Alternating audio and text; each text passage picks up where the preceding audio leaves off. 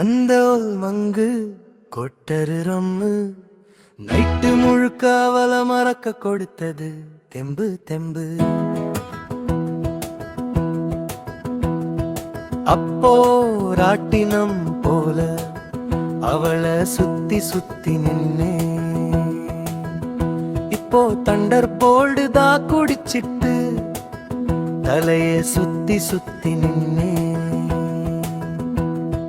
மாசம் மாசம் order dress வாங்கி வாங்கி போட்ட இப்போ மானிட்டர் வாங்க முடியாமல் மலைச்சி மலைச்சி தானே நின்னே.